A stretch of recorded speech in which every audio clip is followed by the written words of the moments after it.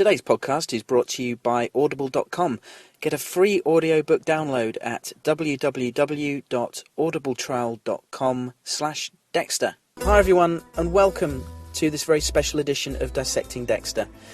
I'm Gareth Watkins, and I'm very proud to announce that this is the 50th episode of Dissecting Dexter, and what better way to mark this occasion than to have an interview with someone from the show. I was very lucky and very happy to be able to have a conversation with David Zayas, who, of course, we all know better as Sgt Angel Batista from Dexter. David was very generous with his time and his answers, clearly very enthusiastic about the show. Understandably, it's a big part of his career, and he was very keen to chat about his experiences on the show and his thoughts about the writing and the storylines and characters and actors. And I'm very grateful to David for giving up some of his valuable time. So thank you to David and also to Greg from ATA Management for helping to arrange this. So I won't waffle on. Let's get straight into it. Here's the conversation with David. I hope you guys enjoy. As always, send in any feedback to dissectingdexter@gmail.com or Twitter, it's at dissectdexter. Okay, here we go. Here's the chat with David. Hope you enjoy. You're listening to Dissecting Dexter.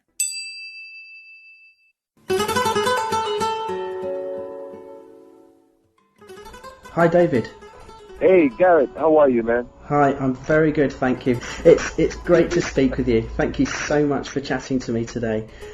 It's my pleasure. It's very nice to speak with you. Thank you. And I'm sure all the podcast listeners really appreciate you giving up your time to come on.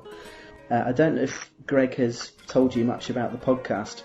He did. He explained some of it. You know, I guess you've had my other peers on the show have been on the show, a couple of them. Actually, no. You're my first interview.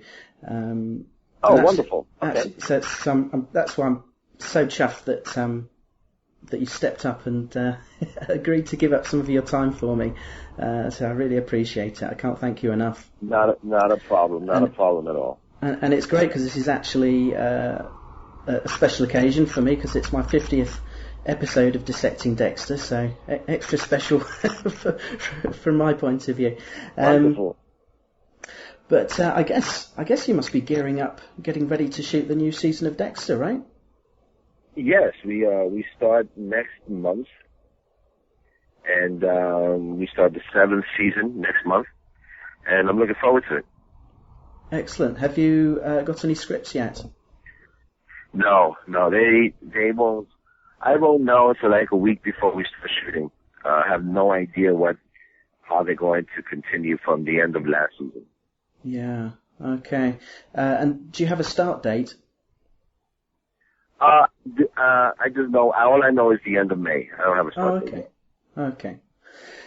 Right. Well, I'm sure we'll get to how the last season ended. Obviously, a bit of an elephant in the room. But firstly, absolutely. Looking back at your early career, I must admit I do find it fascinating that you were a New York police officer for a considerable time. Well, yeah. Before that, I was in the Air Force, and I was stationed in Ipswich for 3 years in Ipswich, England. Oh, okay. I was stationed in Benwaters Woodbridge, which is right by Ipswich, and I lived in the town of Ipswich for 3 years when I was a lot younger. And then I got out of there and I became a New York City police officer. Wow. And how long were you doing that for? I did that for about 15 years. Halfway into that career, though, is when I started studying acting, and I started doing a lot of theater. And I continued to do theater with a theater company that I was a part of called the Labyrinth Theater Company. And we did a show in England. We did a show in the West End called Jesus Hopped the A-Train. We did it at the Dunmar, and then we did it at the Arts. Oh, very good. Yeah, Dunmar is a very well-known theatre in London for some I love the Dunmar. Dunmar was fantastic. Sam Mendes was running it at the time. Yeah. We had a really wonderful time there. Oh, fantastic. So you always had aspirations of being an actor then from a young age? Yes. I've always wanted to be an actor. Life interferes with that sometimes, and you have to do what you have to do. But I've always, in the back of my mind, I've always, had a desire to get into the performing arts, whether it's theater, television, film. It was always a desire of mine to do that. That's great. So, how did the job on Dexter come about? Were you? I auditioned. I auditioned in New Okay. York, and met the director, Michael Cuesta, who directed the pilot, and one of the executive producers, Sarah Colleton. And I auditioned in New York, and then they flew me to Los Angeles to test for the part, and I was lucky enough to get it. And we started shooting in Miami at the end of 2005. We shot the pilot in Miami. And then 2006, the show got picked up, and we started shooting the series in Los Angeles. Okay. And were you familiar with who your co-stars were going to be? Had you worked with any of them before? Well, I knew who Michael C. Hall was because I was a fan of 6 Feet Under. I had worked with Lauren Velez and Eric King. All three of us was on the HBO show called Oz about prison on HBO. So I knew Lauren and I knew Eric. I had not met CS or James or Jennifer or Julie Benz until I got on the set. But we immediately bonded and became pretty close, and we have a really good cast. That's great. Yeah, it was one of the things that struck me about the show right from the start was the assortment of characters and the actors playing them. And I must admit, I hadn't seen Oz at that time, and I hadn't seen 6 Feet Under, so most of the cast were quite new to me. But the cast certainly seemed to gel, and that really helped sort of establish the show to me as a viewer. Absolutely, we gelled pretty quickly, and we knew that the material that we had was special.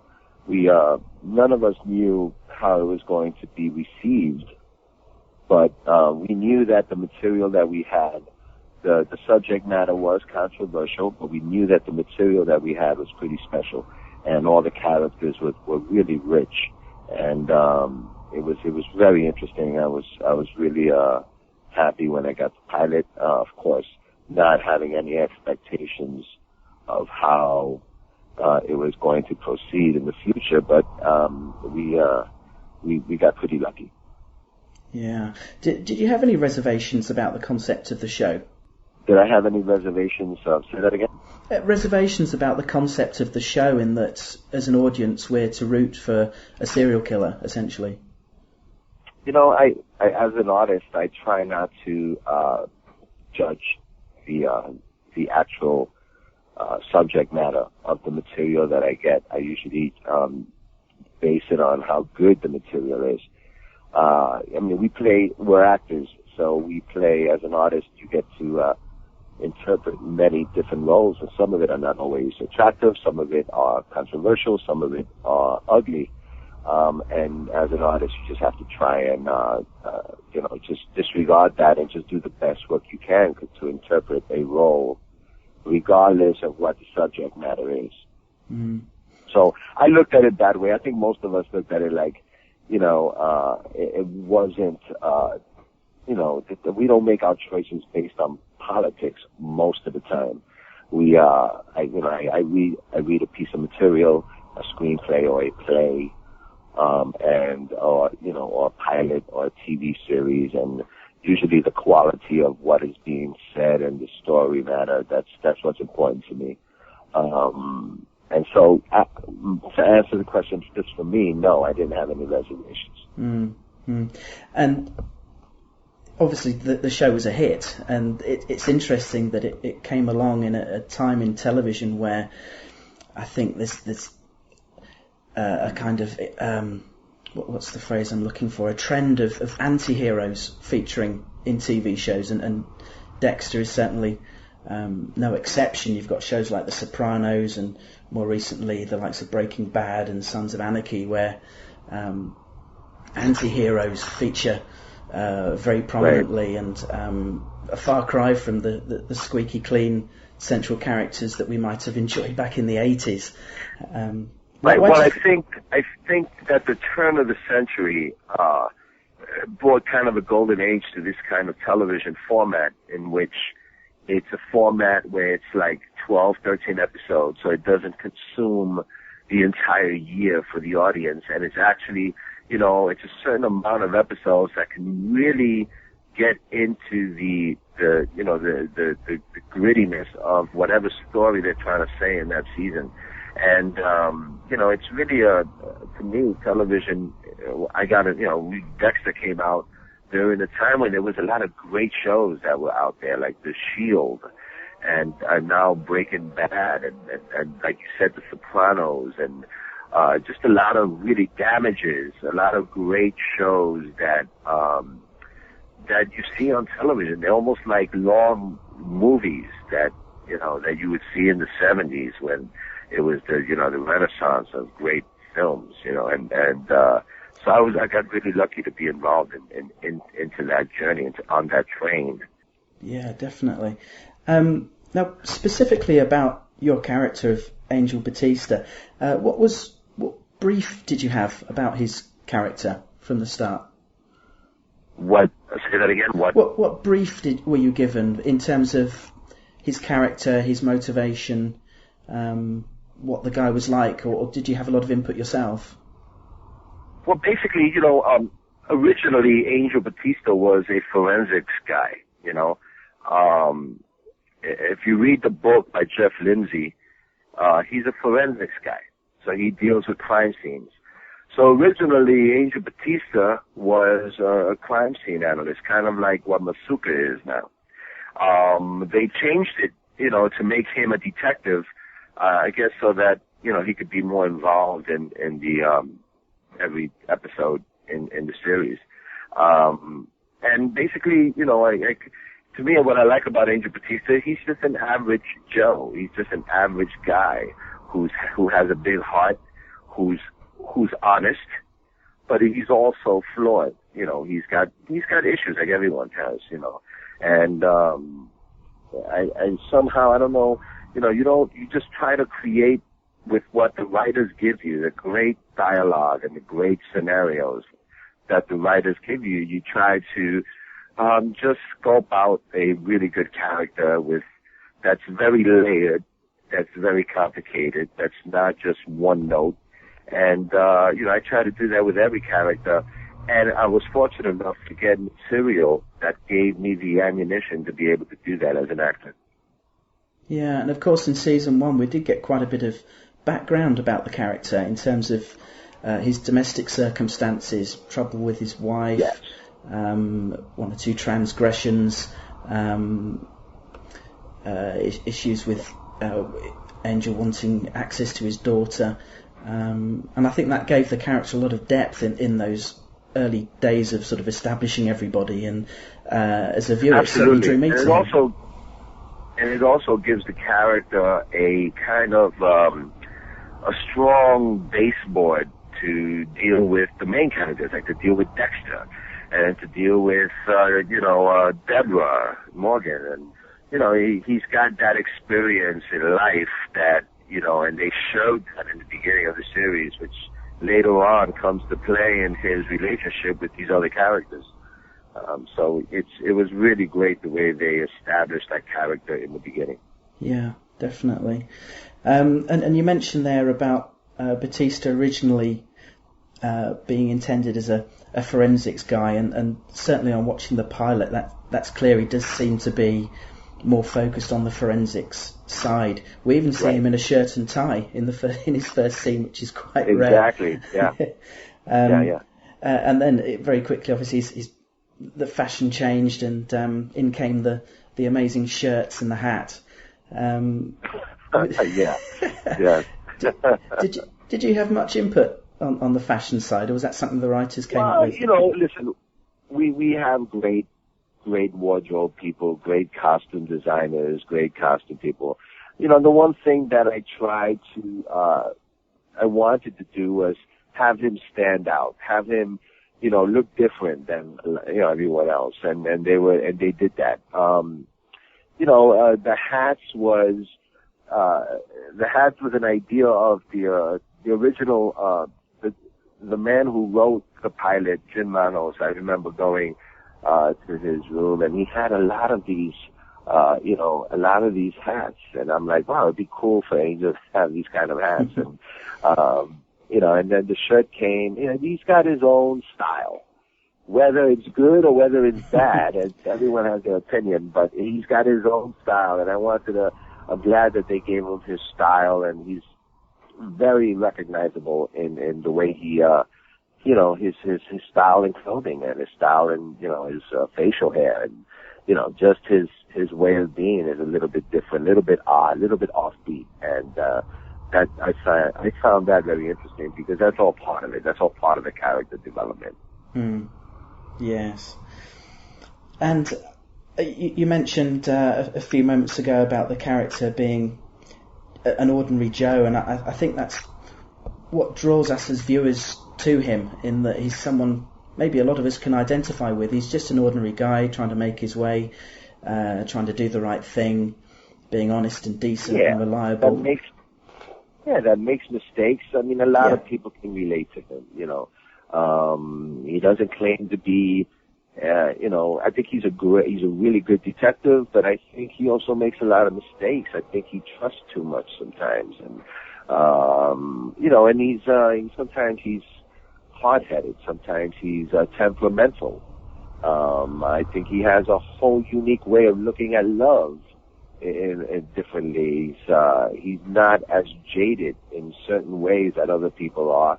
And then he's also overly careful about certain things. And those are all specific moments that I keep finding every year about this character. And that's, you know, I gotta give a lot of credit to the people that write that character, you know. And so yeah, it's something. It's a character that, you know, the blue collar guy can relate to as well, you know, and that's something that's attractive to me. Yes. You mentioned there about Batista in love, and obviously we had for a couple of seasons the storyline with his relationship and brief marriage with Maria. Now, some of the audience, I think it's one of those storylines that divided the audience a little bit.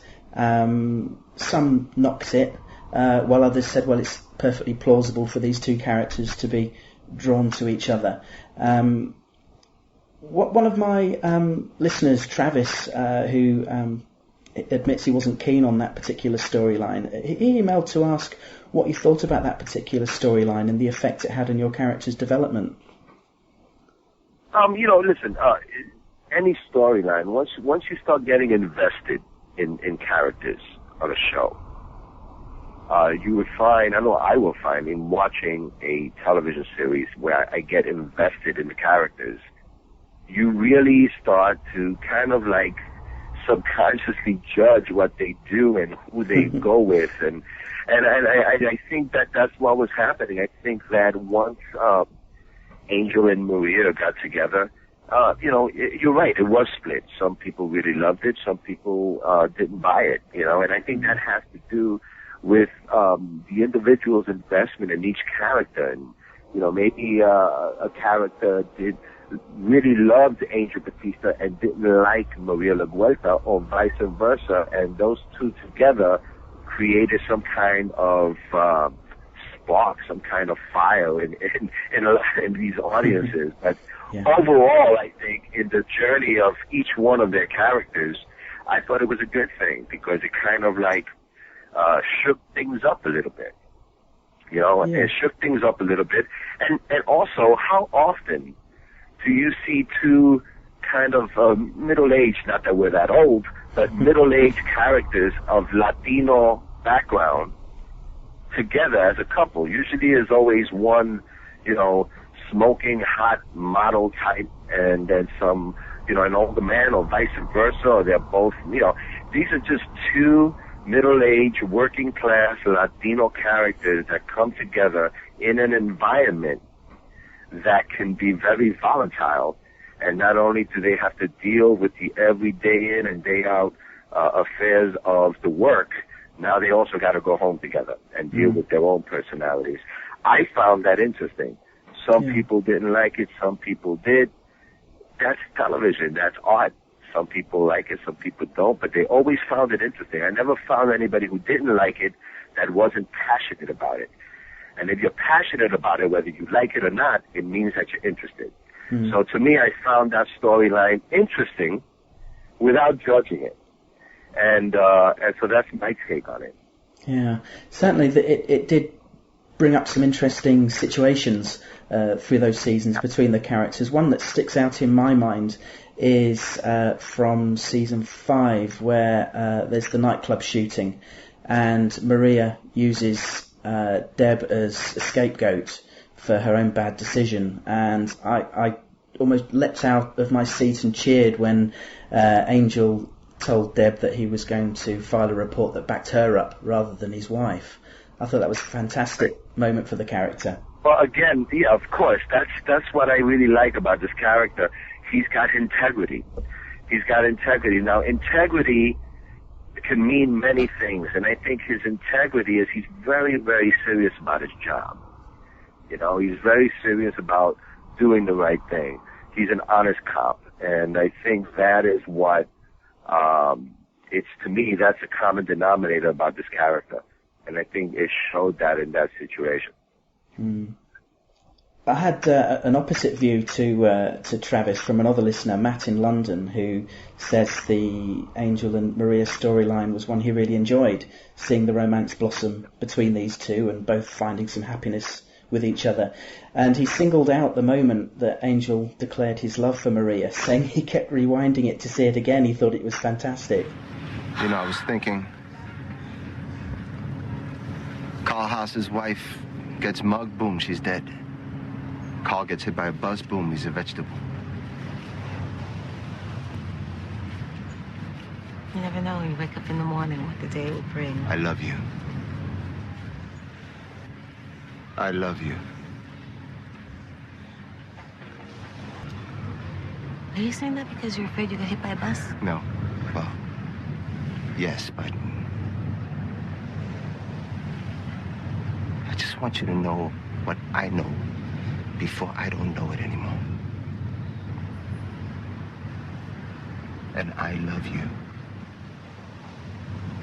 I love you. I love Maria, Esperanza de Alma la Guardia. I mean, well, he's clearly a hopeless romantic. He obviously demonstrates that there was this sort of split opinion on the storyline. But like you say, I think you're right. As viewers, we do get invested in these characters. Right. And almost take it personally when they do something that maybe we as individuals don't approve of or agree with. Well, I think Angel is kind of an awkward romantic. You know, he's romantic, but he's awkward and not very. I don't think he's very suave, but he's romantic and he's passionate and he's heartfelt. And I think that makes the character really interesting. You know, it's like, how do you express that when you naturally are a little awkward? You know, and I think that's probably a way that Angel did it in professing his love to Maria. It's awkward and it's weird, but it's genuine. It's romantic, and I love that moment. When I read it, I was like, wow. I said, that's pretty. It was great. It was wonderful. You know. Yeah. Yeah. So, bringing the conversation more up to date with events of season 6, I must admit I wasn't alone amongst the viewership that was starting to fear for Angel's safety. Throughout season 6, it seemed that he was happy. He'd bought his sports car. He seemed very comfortable with his place in the world, if you like. He had that sort of buddy thing going with Quinn. There was a fantastic scene where they were smoking pot in the car and just being sort of old pals. And we were starting to wonder whether things were going a bit too well for him, and maybe it was almost foreshadowing that something bad might be approaching for him. Now, obviously it was teased towards the end of the season, but I think we were all very happy that he survived to the end. But, thank you. But I wonder, have you ever started a season and maybe got to a certain point in the season, maybe you've picked up a script and you thought, oh, hang on, this doesn't... Have you ever had an inkling, you started to think, am I going to survive to the end of the season? Or in sort of business terms, would you be told at the beginning of a season if you weren't going to survive? Well, listen, I remember in the first season, I remember I got stabbed in the first season by the ice truck killer. Yeah. And I remember reading that script, and I got a little nervous and asking people, like, is this it for me? Is this it for me? And they said no. But now, in the sixth season, listen, we're here, my character, my job on Dexter is to support the story of Dexter Morgan. And so anything can happen to anybody, as we saw, at any time. So I'm not as worried now. I mean, if whatever happens, if it supports the story of Dexter Morgan in 6, 7, 8 seasons, whatever seasons it is, that's my job. And so, no, I find any twist interesting, and to me it's encouraging, and it's an opportunity for me to bring new light to this character. I wasn't worried, to be honest with you, not like the first season when it was. This season I wasn't worried. I said I'm going to go with the flow, and whatever my character, whatever I serve to the story of Dexter is my job, and it's what it is. And so, I kind of wasn't too worried about it, and as for things going well, things didn't go well for Angel in season 6. He got divorced. He found out that his relationship was more genuine on his part than on Maria LaGuerta's part. He also lost the lieutenant's job to Deborah Morgan, who was below him originally. He got involved with a partner who used to always put him in a bad position for him to look after him all the time. And so and then the car was more like a little midlife crisis he was having. And so it wasn't all as well with Angel. It was kind of a turning point. It was kind of a crossroads of how is he going to handle adversity? How is he going to handle the divorce? How is he going to handle having a new partner? How is he going to handle not being promoted over somebody who was below him? And all of that is challenging for me as an actor. So season 6 to me was a very interesting season in that it was always something new, discovering something new about this character. And I invite that every time. It's such an interesting thing to play as an actor. Yeah, definitely. I think you're right that it wasn't 100% rosy for him, was it? I guess we were thinking in those first few episodes of the season that he seemed to be quite content, and I smiled when you used the phrase midlife crisis when he turned up in the sports car, and that's a cliche. I think we all come. Yeah, I think we all get to a point as human beings, when we get a certain age. I don't know about you, but as I get older, I kind of accept things as they come. You kind of accept that's just how the world is, and you kind of accept things as it comes. And I think this is, season 6 was like, that feeling you get about him being content is not being content, but just being more open and accepting of things coming in, and I think, as we get older, we have to accept a few things that maybe we wouldn't have been able to accept when we were younger. And, that's all part of the journey of this character. Yeah. Now, as we alluded to at the beginning of our conversation, there's a little bit of an elephant in the room in terms of the series, and that was, of course, how the season ended, with Deb's discovery. Yes. I guess the rest of the cast weren't aware of that scene, were they? It was, I believe it was omitted from everyone else's script, is that right? I wasn't aware of it. Yeah. But, then again, I'm not aware of how they end the season almost every year if I'm not involved in it. Okay. They kind of always keep that last, and you know what? I don't want to know, actually. I kind of, I look at the year of Dexter after it's being filmed, and I watch it on television, and I know everything that's going to happen. And it's always exciting for me to see that last episode and not know what's going to happen. So I don't really want to know, Yeah. unless it involves me and I have to be a part of it, and but, you get an inkling of it, you get some kind of inkling of what's going to happen. You don't know how it's going to happen, but, you get an understanding, I knew that, I knew that Rita was going to die. I didn't know how. I knew that Dokes was going to get killed. I really didn't know how it was going to happen. You get an inkling of that while working on the set. I did not know how this was going to end this year, or the specific scene as to how they were going to do it, which was also exciting to watch for me. And so, yeah, they try to keep things. I try not to find out too much ahead of time. That's just me, my individual. I like to be surprised, because in being surprised, I'm able to then be spontaneous when I act it, and so I don't want to spend too much time knowing what's happening and thinking about it, because then I don't want it to become kind of like contrived. I like it to become kind of spontaneous and, think about it kind of like on the day, so that I can make decisions spontaneously and it becomes fresh and it's interesting. So yeah, to answer your question, I did not know how it was going to end. I had an idea what was going to happen, but I did not know how it was going to end. So, and I kind of like that. Yeah. It was certainly a shock, I think, to pretty much all of us viewers, because at that point I believe we knew that there were going to be 2 more seasons, and I don't think anyone expected the writers to pull the trigger on Deb discovering quite so soon. It was almost just bolted on to the end of the season, and it was almost jarring. But wow, what a way to go out! It's certainly. Yeah, well, let's see how they top that this year. I'm sure they'll try. How do you think? Sure. This is a question that's been sent in by quite a few listeners. Is how do you think Angel would or will react if and when he discovers Dexter's secret? Wow, I don't know, to be honest with you. I really don't know. I don't know how I would react.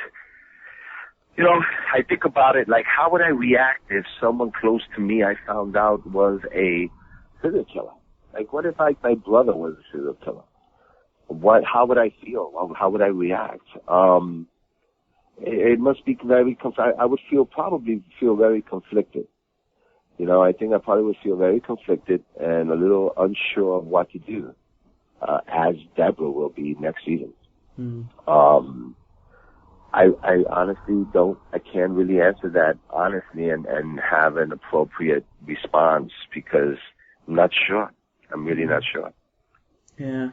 And I would think he's going to do the right thing. What the right thing is everyone's different opinion. Yeah. That would be my gut feeling, is that he would be conflicted, but at the end of the day, he would do the right thing, and he might not like it, because Dexter's been his friend for so long, but I think he would do the right thing and want to see the law take its course. Absolutely. Yeah. As for Deb, I don't know. It's a game changer. Yeah, we'll see. It's a game changer, and we'll I can't see. wait. Yeah. What do you foresee, or what are your hopes for your character in the final 2 seasons? Do you have any hopes or fears for him? I just, it's my character, that is? Yes. Well, I think he just needs to continue living his journey and maybe finding some sort of, I guess,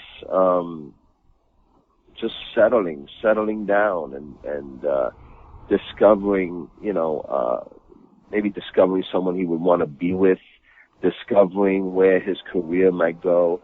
But I mean, that would be the same as for all of us as human beings. I hope it becomes as complicated as it has in the last 6 seasons, because as something as I think Angel Batista has grown a lot in the past 6 seasons with everything that he's experienced, and I think that I would like to see him take more of a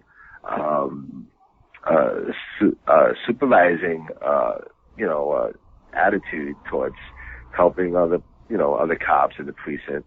I think I would like to see his relationship with Dexter become, more specific.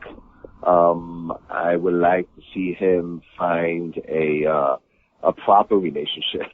I would like to see him have more of a relationship with his daughter. But those are things that those are just my opinions. Yeah. Ultimately, it's going to be what can Angel Batista do in season 7 to make the story of Dexter Morgan interesting in season 7. And I think that is what I serve. That is my service to the show. Yeah. And I think what I feel personally, might be different than what the writers think, because they have to deal with the whole show. They have to think about every character. They have to think about how Angel's actions are going to affect the Miami Metro Police Department and Dexter Morgan and Deborah Morgan, and Quinn and Masuka and, the Vuelta. I think that they all have to mesh into the ultimate story, which is what's going to happen with Dexter Morgan. Yeah, and of course there's Angel's sister in the mix as well. I don't know whether she's back next year or not. I don't see any reason why not. I hope she is, but yeah. I don't know. Yeah, she was certainly a very likeable character. And I must admit, we did have a theory in connection with her that maybe Angel would be the one to find out Dexter's secret last season. That the theory was that maybe Harrison would point to the aircon unit pointed out to Jamie and say "Daddy's box," and she'd open it up and find the slides and show them to you, and that you'd be the one to get on the trail. But that obviously didn't come to fruition. But who knows? Anything's possible. Yeah, well, anything is possible. That's what these great writers have set up in the first 6 seasons. Yeah, anything's possible. Yeah, and they're certainly not afraid to take drastic measures or shock us as an audience. And I certainly think the latter stages of last season showed that with the Deb quote "in love with Dexter" storyline. That was another one that divided the audience. In fact, probably arguably more than any other storyline. But I guess it links with what you were saying earlier about as viewers, we get invested in characters, and you're almost you're judging, aren't you, as a viewer?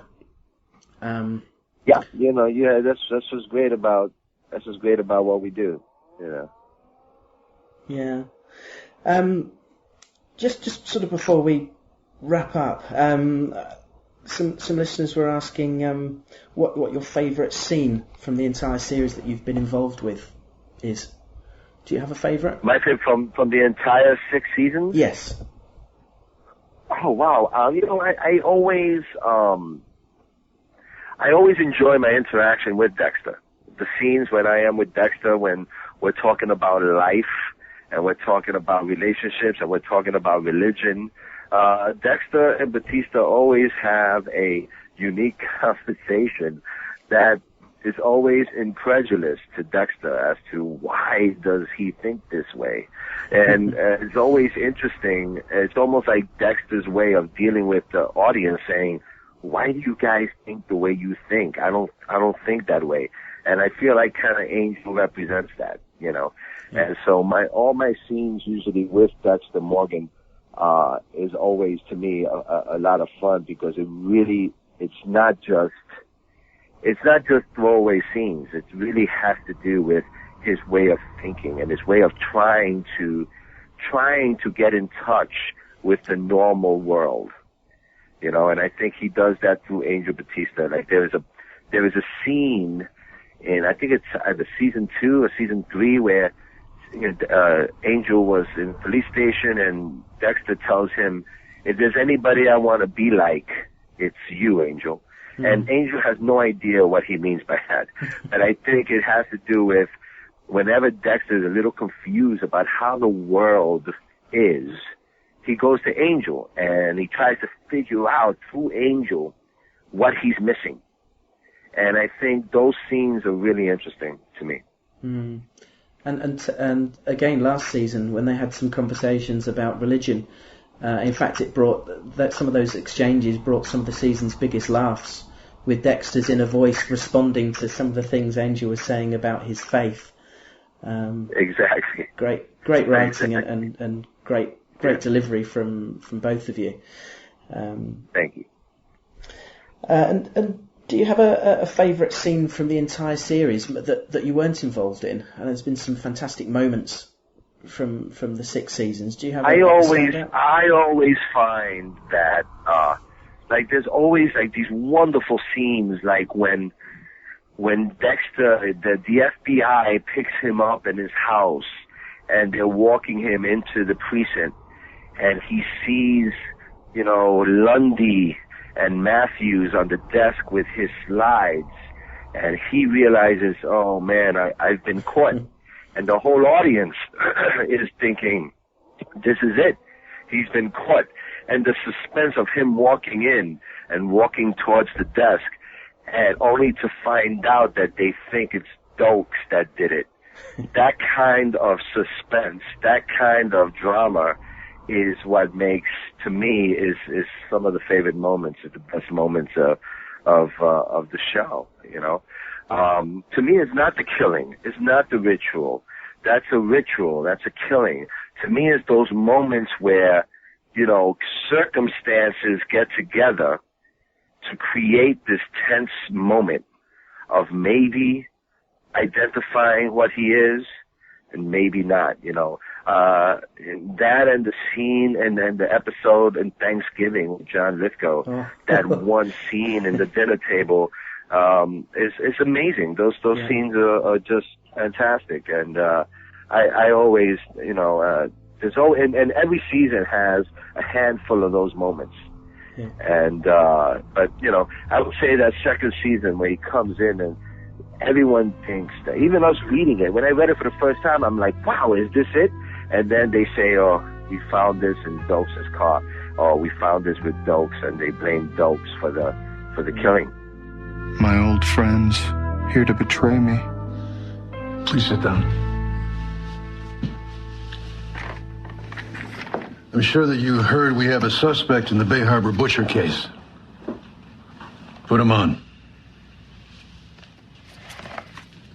We now have the evidence to back it up. We need answers. Now. Open it.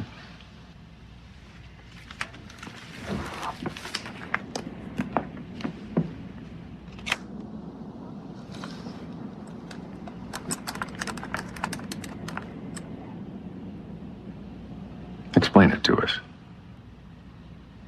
Trophies. That's what I thought. What happens now? I know this will come as a shock to you, Morgan, but our primary suspect is someone you know well. Sergeant James Dokes. Sergeant Dokes? For me, that's exciting drama, you know, and so that's my favorite moment. Yeah, I couldn't agree with you more. I know there are a lot of purists out there who yearn for the kill of the week or for Dexter to kill again. But for me, I'm in complete agreement with you. Some of those moments are just great moments of high drama and tension. And I think the show is at its best when Dexter's in jeopardy and under threat of discovery. And season 2 epitomises that. And on the podcast, we're rewatching season 2 at the moment. And we're about a third of the way from the end of season 2, and Dokes is sort of picking up the scent again, and the tension is really ramping up. We've yet to get to the headbutt, which is for me was one of the highlights of the season. But it's fantastic revisiting those great times. And you mentioned the Hungry Man episode, which for me is one of my favourite episodes of Dexter of all time. That really was one of the most dramatic things I've ever seen on television. That dinner scene. Yeah, fantastic. Yeah, it's really, really, really exciting. You know, season 4 was just an exciting season overall. It's just, you know, we've had wonderful people on our show, whether it's Keith Carradine or Jimmy Smits, you know, John Lithgow, Mos Def, you know, Edward James Olmos, Colin Hanks, and just Julia Stiles. They just wonderful actors that bring so much to this story of Dexter. I've been very fortunate as an actor to have so far 6 great seasons with kind of a family that we've created on the show, and then guests that come in that just infiltrate our goodwill and just join in our family, and so it's really a great experience. Yeah, that's fantastic. I mean, I as a viewer, I look forward each season to see who's going to be this season's guest star, and the show certainly has a good hit rate of bringing in some quality talent to supplement the regular cast, and everybody brings something different to the table. We'll see what happens this year. Let's see what happens. Looking forward to it. Well, David, thank you very, very much for spending some time with me and chatting about your career and Dexter in particular. I really appreciate it. Thank you so much. Thank you very much, and thank the audience in the UK, because, you know, without the audience, you know, our show wouldn't be what it is, and it's wonderful to have a very intelligent viewership to really enjoy what we're trying to do. So my thanks to the public over there, and my thanks to you for moderating this, and I appreciate it. I look forward to coming back. Brilliant. Thanks very much. I might take you up on that. Okay. In the meantime, best of luck with the new season. I'm sure it's going to be fantastic. I mean, we're all really looking forward to what season 7 has in store, and what seems to be the start of the end game being set up. And obviously looking forward in particular to your part in it, and what the future holds for Angel Batista. Thank you very much. Okay, so as I say, thanks very much for joining me, and hopefully speak to you again. So thanks very much, David. All right, cheers. Okay, bye for now.